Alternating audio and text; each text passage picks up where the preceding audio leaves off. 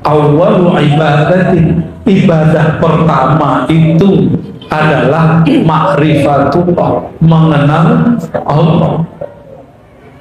Orang kalau sudah kenal Allah, apapun profesinya jadi ibadah. Itu yang disebut di hadis Imam Bukhari. Orang yang baca la ilaha illallah min qalbihi, dari kolbunya, Allah haramkan dirinya dari neraka. Karena kolbu berkait dengan jantung, jantung berkait dengan seluruh tubuh, berarti darah dia semuanya sudah terkena lafaz Allahu Allah, la ilaha. Neraka mau bakar gak berani. Kenapa? Karena darahnya bau kalimah la ilaha illallah. Kalau pagi-pagi nih, apa kata orang tua kepada anak? Bangun tidur, apa kata orang tua? Sholat nah, gitu ya. Sholat nah. Kalau sholat itu makanan rohani. Habis sholat disuruh mandi atau makan. Makan itu untuk jasmani. Kalau saya makan, bumbunya tidak dikasih, sarapannya enak gak? Gimana Bang? Maukah makan sesuatu yang tidak dibumbui? Enggak ya?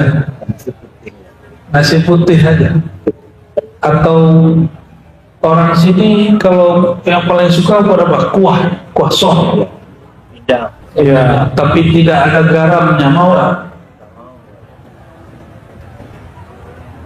Kalau bertahun-tahun berumah tangga, istri tidak bisa masak sup, tapi juga tidak ada yang bantu masak, betah nggak makan begitu? Nggak betah ya. Tapi kok ada ya orang betah sholat tanpa bumbu? Ya, kok betah sholat nggak ada bumbunya? Sholat itu makanan rohani. Apa bumbunya? Bumbunya sholat supaya nikmat apa?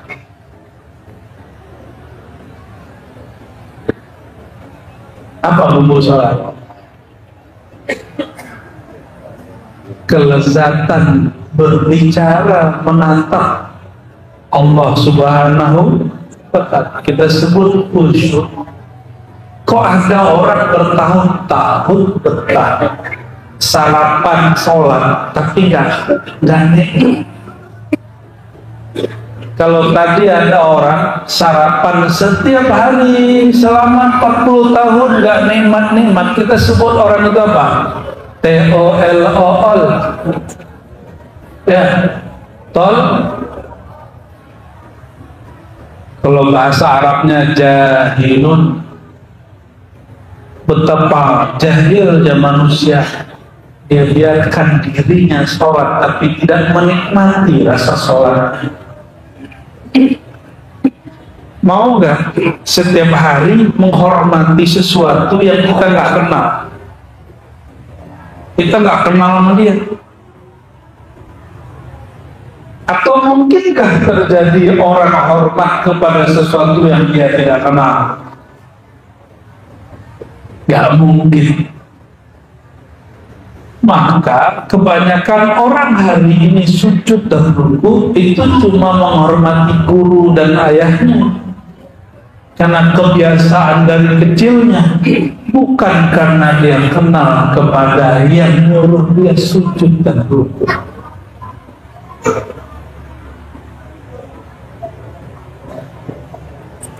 Kalau Pak Bupati dan Pak Wakil ini nyamar pakai baju kaos, orang nggak tahu, nggak ada patuan. Mungkin dicolek. Lu siapa? Kamu siapa? Ngapain main-main di sini? Dicolek-colek, orang nggak ada yang hormat. Mungkin kalau masuk kantor, pegawainya nggak pernah ketemu Pak Bupati dan Pak Wakil, itu bilang, pakai baju kaos nggak boleh masuk kantor. Kamu dari mana? Nih nggak boleh pakai sendal, mesti pakai sepatu. Dia nggak tahu kalau yang mau masuk ini Pak Bupati dan Pak Wakil baru turun dari Gunung Ranai.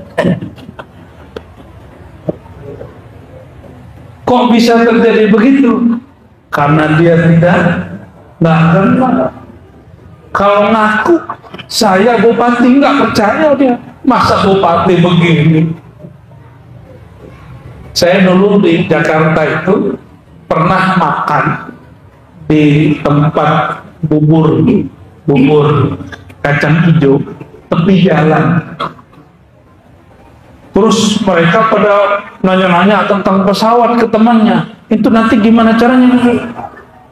Saya nyeletuk lagi asik-asik, bahkan nyeletuk. Jawab, cara naik pesawat. Saya beli pesawat. Apa katanya? Masa kamu tahu? Kalau orang naik pesawat nggak mungkin makan di warung saya. Itu ngomongan begitu. Ya, nggak tahu dia kalau saya hampir tiap hari naik pesawat. Tapi begitulah. Seperti itu orang kalau nggak tahu. Saya pernah datang ke kampus, itu dibentak Pak Mas Satpam. Karena saya ke kampus pakai sarung. Gak boleh masuk sini, gak boleh parkir. Ini khusus buat dosen. Saya diam senyum aja. Iya Pak. Habis itu datang lagi satpam satu lagi. Kamu siapa? Kok parkir di sini? Ah, itu baru agak kesal tuh. Akhirnya saya ngomong, tahu kamu tuh siapa? Saya siapa? Kamu baru kerja di sini, saya sudah kerja di sini sekian tahun. Saya dosen di sini. Itu agak emosi Pak. Tapi habis emosi, saya kasihan sama dia. Ya. Jadi setelah kita kenalkan diri, baru minta maaf, baru cium tangan, segala macam. Ya, ini contoh. Dan itu bukan sekali dua kali, karena sering ke kampus pakai sarung. Orang ke kampus biasanya pakai apa? Pakai celana. Ya, kayaknya harus ada nanti ngajar pakai sarung gitu, harus ada gitu di kampus. Tapi itu tanda si satpam dia bekerja dengan baik, benar kan? Ya, saya kalau ada satpam begitu sebenarnya senang. Cuma karena nanya berkali-kali dan itu bukan satu orang, dua orang, akhirnya egois kita muncul. Bapak Ibu yang bukan Allah, maksud saya buat begini apa? Kita ini baru hormat orang kalau kenal. Orang itu nggak ada beban menghormati sesuatu kalau dia kenal siapa yang dia hormati. Maka kenapa sholat itu selama ini jadi beban? Karena orang tidak kenal siapa yang dia sembah. Itu inti tasawuf. Berarti tasawuf itu basic atau tinggi? Basic. Ini yang disebut oleh Imam Junaid al-Baghdadi, awwalu ibadatin, ibadah pertama itu adalah ma'rifatullah, mengenal Allah. Orang kalau sudah kenal Allah, apapun profesinya jadi ibadah. Ibadahnya pemimpin apa? Beliau ini kan pemimpin, ibadahnya adil dan amanah. Kalau ibadah saya apa? Apa yang saya tahu, saya amalkan, saya sampaikan, begitu Bu ya. Ya. Ibadahnya pegawai ya Pak, mengerjakan apa yang menjadi tugas dia secara jujur juga. Begitulah ibadah. Maka ayat yang sering kita baca, wa ma khalaqtul jinna wal insa illa liya'budun, tidak aku ciptakan jin dan manusia kecuali untuk, kalau terjemahan Kementerian Agama, karena beliau orang Kemenak nih, untuk menyembah aku, itu terjemahan Kementerian Agama. Tapi terjemahan kan belum tafsir secara umum, secara global ya. Ini baru salah satu tafsir. Ya'budun, menyembah, bahasa Arab diterjemahkan ya'budun, menyembah, itu sebenarnya berarti ya'rifun. Siapa yang mengatakan begitu? Ibnu Abbas, sahabat Nabi. Tidak aku ciptakan jin dan manusia kecuali untuk mengenal aku, bukan langsung nyembah. Kalau langsung nyembah bukan. Nah, Bapak Ibu, ini kajian ringan. Ini tubuh kita ini tubuh, punya tubuh nggak? Bener nih, coba pegang dulu badannya. Oh bener nih, punya tubuh nih. Ah, itu tubuh dari mana? Dari mana? Dari tanah apa dari api? Oke, karena dia dari tanah pulang ke tanah. Benar, udah siap belum? Udah siap pulang belum? Karena dia dari tanah, dia pulang ke tanah. Ini tubuh zahir. Maka tubuh ini mesti dia mendekat ke tanah. Itu sebabnya sujud. Orang-orang terdahulu, mereka punya ritual menyerap tenaga alam. Maka mereka pegang-pegang tuh tanah, tangannya begini. Kita nggak perlu begitu. Kita cukup sujud kepada yang menciptakan tanah. Maka kekuatan alam langsung menjadi kekuatan kita. Nggak perlu nyerap-nyerap kita. Cukup dengan sujud yang benar, langsung badan itu selaras dengan tanah. Jadi orang sujud itu, dia kalau benar bersujud, tenaga tanah dia pulih. Oke. Kita punya sisi lain nggak, Pak? Ini punya perasaan nggak?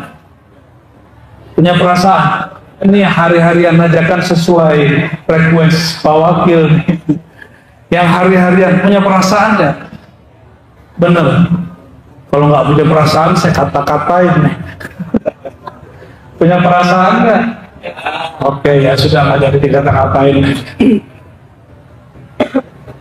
Perasaan kita itu bagian dari tubuh atau bagian dari yang lain dari tubuh ini? Ya. Mayat itu punya tubuh kan? Punya perasaan nggak? Nggak ada ya? Bener. Hari-harian kan nih? Mayat punya tubuh, punya perasaan nggak? Oke. Tapi mayat punya jantung, jantungnya udah gak bergerak. Sekarang kita pindah ke makhluk lain deh ya. Si guguk kalau kata orang Natuna apa? Aso. Kalau aso di Padang itu asal ngubul. Nah, si aso itu kasar nggak ngomong gitu? Kasar ya? Standar ya? Si aso itu punya jantung nggak? Kita punya? Oh, berarti bukan jantung ini perbedaan kita dengan si aso. Oke, coba cek. Ayam punya jantung nggak? Kambing punya jantung? Berarti bukan jantung itu khasnya manusia. Coba cek. Itu kucing punya otak nggak? Kambing, anjing, aso apa? Aso punya semua. Berarti kekhususan manusia bukan pada otak. Apa khususnya kita dibandingkan hewan-hewan dan orang yang sudah mati?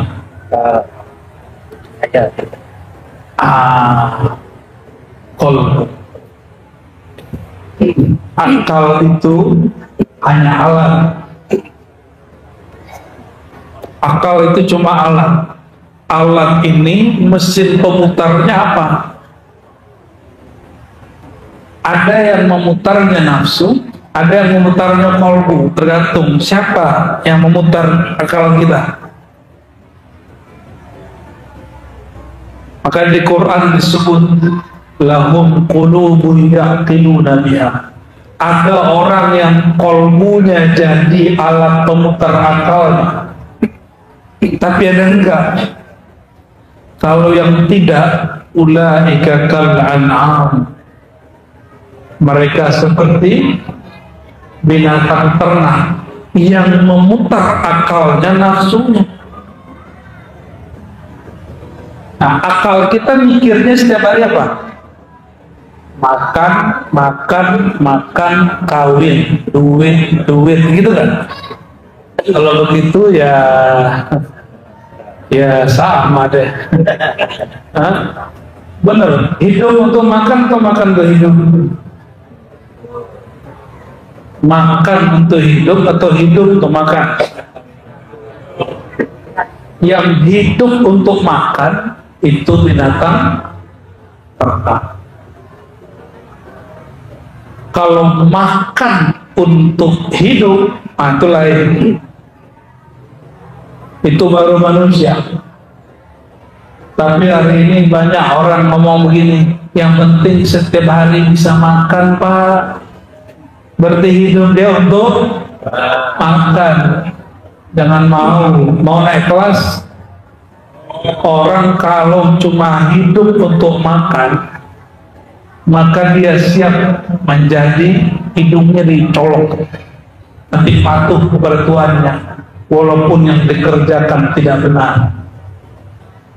Mau begitu ya?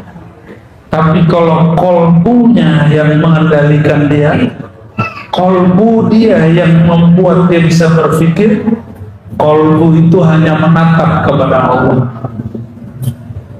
Setiap sholat baca wajah itu enggak?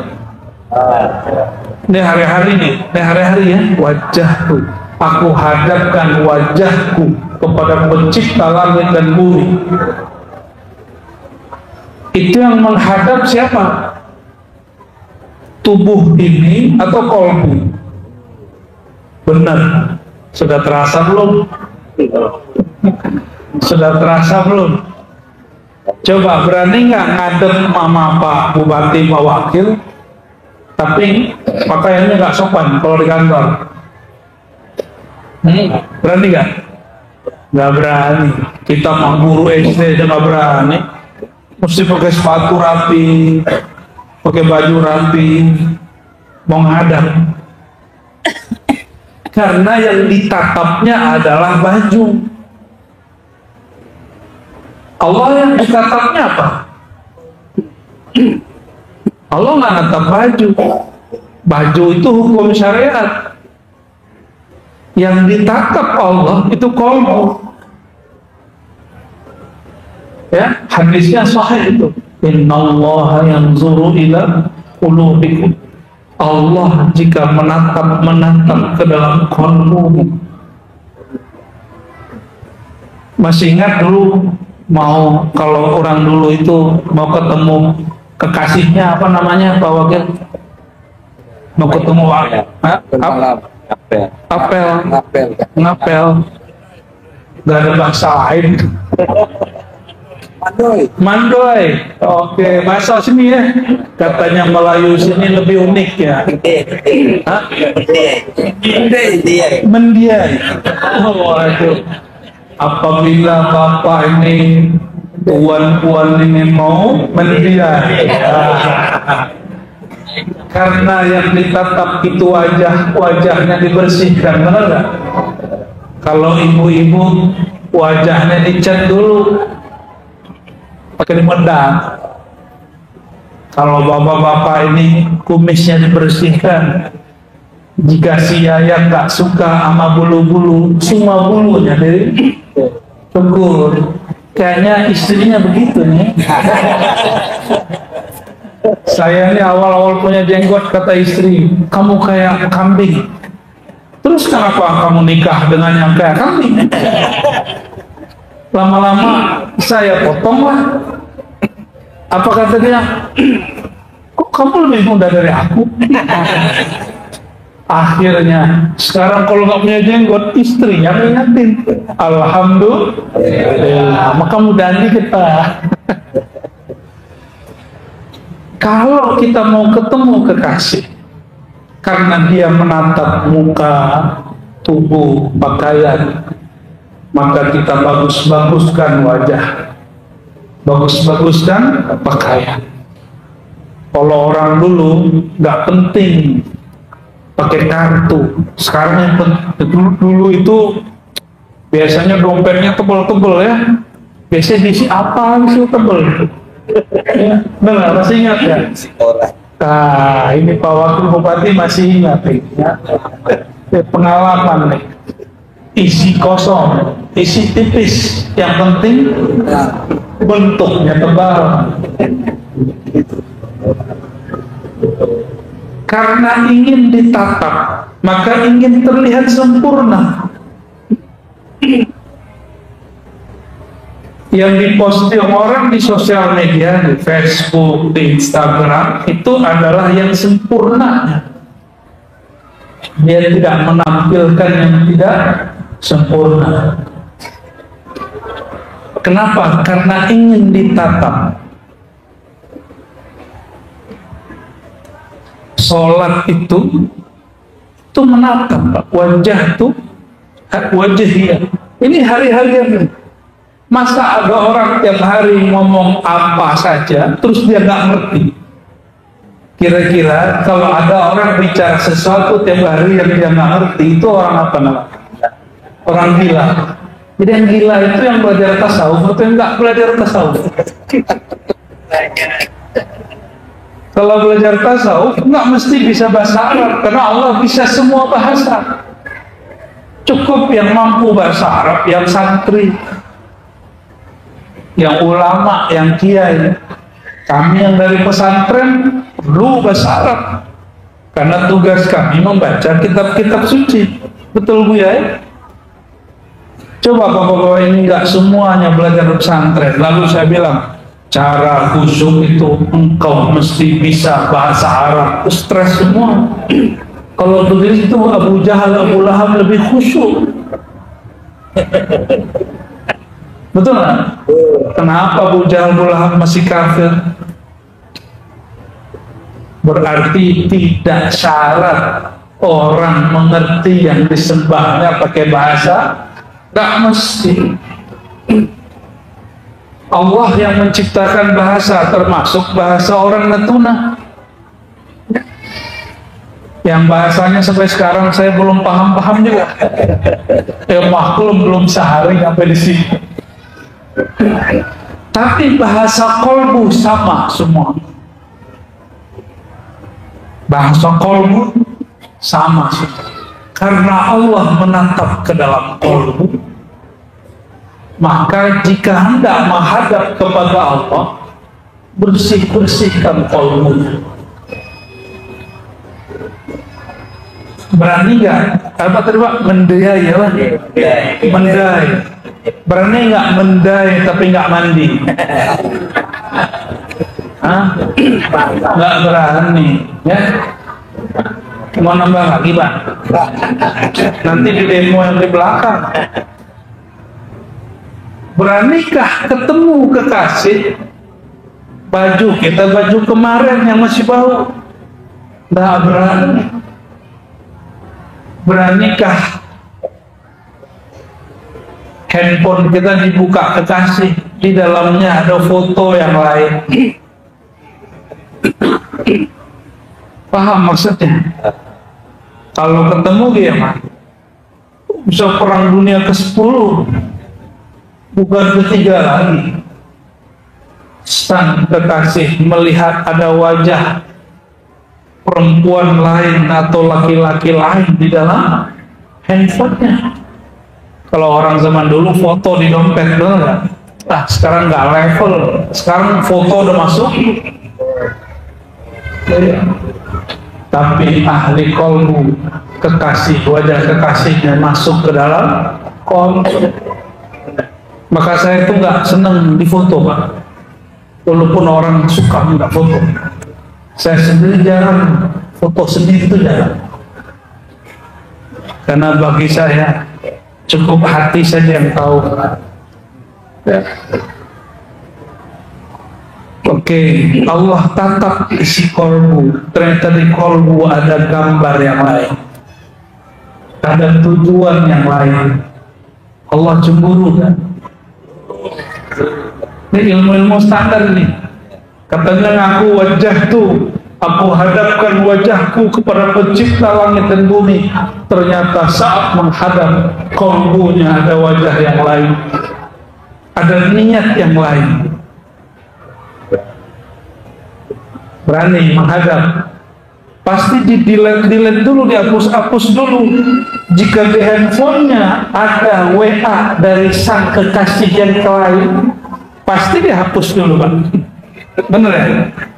Kalau punya, ini Buya Budi yang pengalaman. Ada WA dari jamaah cantik, ya, istri tahu, dihapus dulu sebelum masuk rumah. Betul kan? Oh, ini pengalaman. Waduh, bisa-bisa pulang pengkar ini. Supaya apa? Supaya di rumah tidak marah, supaya tidak ketahuan. Delete-nya delete permanen. Sama jika mau menghadap kepada sang kekasih sejati. Jadi kekasih kita yang di rumah itu nggak abadi. Dia hanya diberi percikan sedikit kekasih, rasa cintanya Allah. Makanya perempuan, laki-laki itu punya cemburu. Itu cemburunya Allah yang dipinjamkan. Maka nggak ada cinta sejati itu suami istri, nggak ada. Pasti nanti salah satunya mati duluan atau mati sama-sama, kuburnya tetap pisah. Ditanya mungkar nakirnya nggak bareng-barengan, sendiri-sendiri.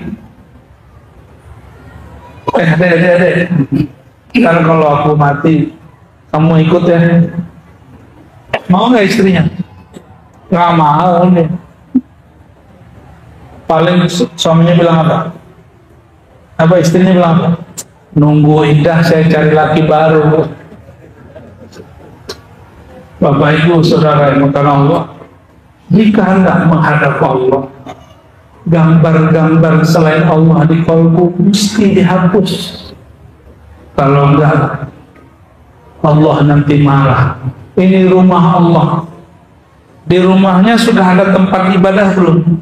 Mungkin pojok, samping tempat tidur, sudah ada.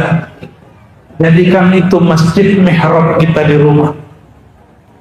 Kalau mau masuk di situ, bersihkan badan, bersihkan kolbu. Latihan di sana, baru pergi ke masjid. Bersihkan dulu hati di sana, baru masuk masjid. Bolehkah perempuan atau laki-laki yang junub masuk masjid? Tak boleh. Junubnya kolbu kalau dia sedang asik mencintai selain Allah. Maka orang yang junub tidak akan diizinkan masuk ke rumah Baitullah, yaitu kolbu. Kolbul mu'min Baitullah. Kolbunya orang beriman itu Baitullah. Ini masjidnya, benar masjid, bukan gereja toh. Tapi sudah pernah belum melihat masjid bentuk-bentuk gereja? Sudah pernah. Berarti yang penting itu bukan kubahnya, yang penting itu kolbu yang zikir di dalam masjid. Benar. Kolbu yang berzikir dalam masjid, sehingga disebut masjid itu masjid tempat sujud, karena kolbu sujud di dalamnya. Ini kubahnya 100 tapi nggak ada orang zikir di sini, masjid Masjid atau candi atau museum. Jangan-jangan ini mau museum. Maka jamaah yang Allah, sebelum menghadap Allah, kenapa disyariatkan berwudu?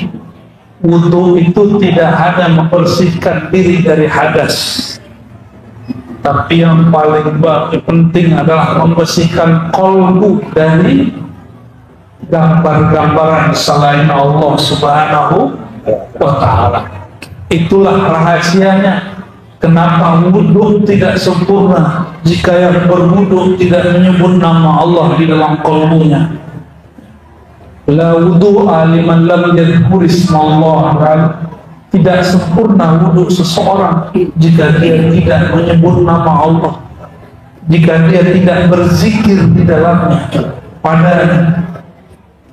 Jadi nanti kalau wudu nggak usah mikirin yang lain, cukup zikir, ya. Dan nggak usah lama-lama aja wudunya, sekali, 2 kali, 3 kali, nggak usah lebih. Nah, di saat berwudu itu, tidak hanya yang dibersihkan wajah, etikatkan sedang membersihkan wajah, qalbu. Qalbu ini kalau tidak kenal Allah maka dia cari muka kepada makhluk, maka dia diam. Di sinilah muncul orang ingin cari muka. Cari muka itu bahasa Arabnya apa? Cari perhatian, ya. Bentuk amalnya ria. Ria itu ru'yatul amal, melihat diri kita beramal di depan orang, itu ria. Mempamerkannya itu disebut dengan sum'ah. Jadi ibadah ke masjid supaya dilihat orang. Datang ke masjid, ke pengajian karena nggak enakan sama pengurus, sama teman, sama bupati, wakil bupati. Oh, kalau kemarin saya baru habis ngisi di daerah Depok, tapi bukan di kotanya, di kampung-kampung. Sebelum kita naik, saya nyesal juga datang lebih cepat. Itu caleg-caleg semua naik dan mereka berlomba-lomba. Kenalkah Tuan dengan saya caleg partai ini. Kenalkah Tuan dengan saya caleg partai ini. Mohon doa restunya. Ada yang elegan dikit, ya, dia panggil anak-anak, terus dia kasih game, habis itu dia kasih duit, ya, tunggu saya sampai 2024, macam-macam, ya. Jadi macam-macam cara orang. Ternyata di wilayah tempat saya ceramah itu, caleg-caleg diberi kesempatan untuk kampanye gratis, ya. Seharusnya mereka tunduk sama ustaz, karena yang membuat daya tarik jamaah ramai itu siapa? Ustaznya. Tapi betapa kurang ajarnya caleg itu. Selesai dia naik, majelis dia tinggal, dia nggak ngaji. Saya doakan mereka tidak terpilih.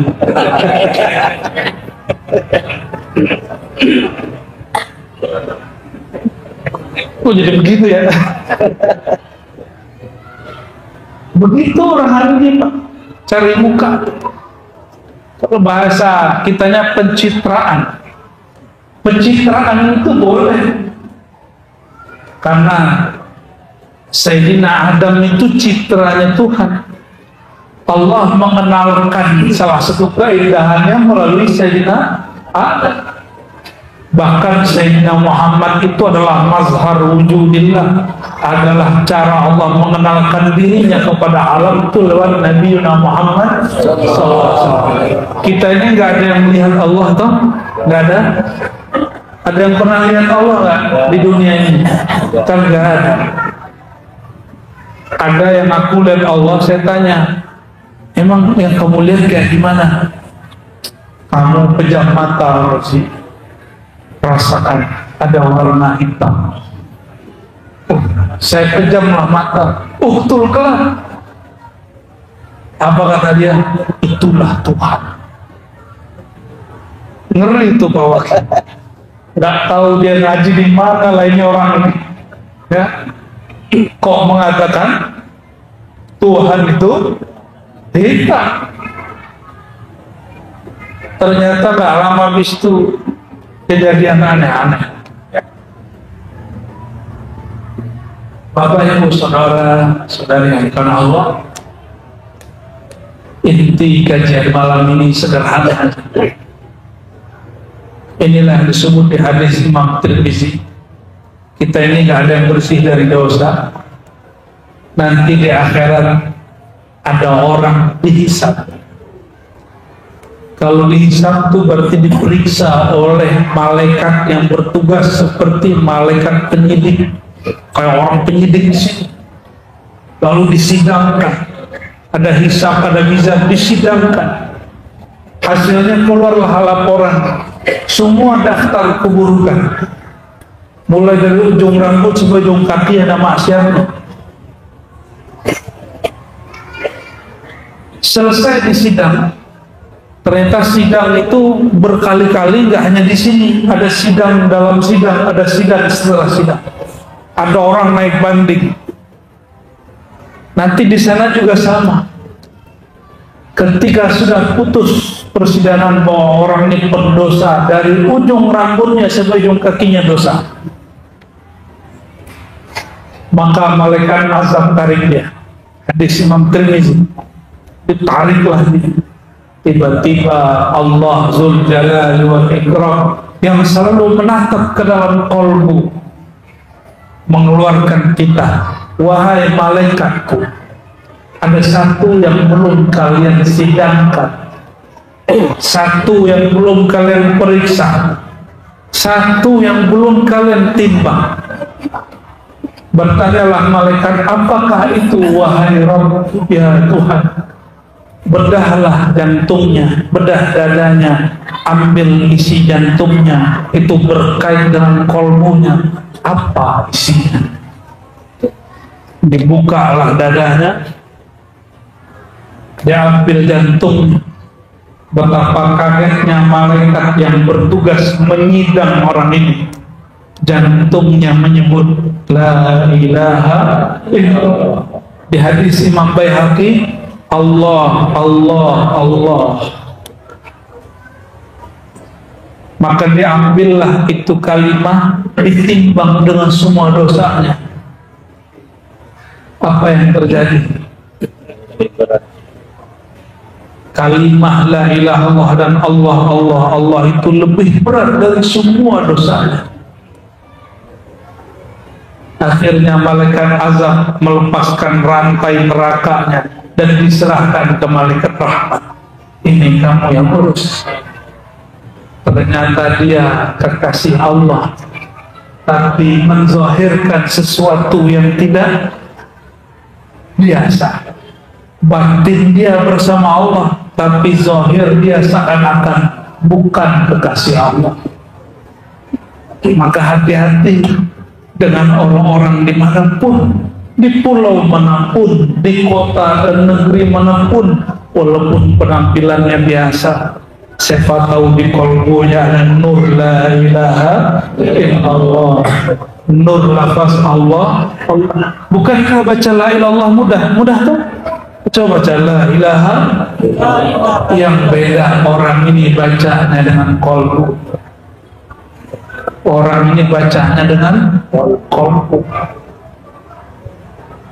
Itu yang disebut di hadis Imam Bukhari.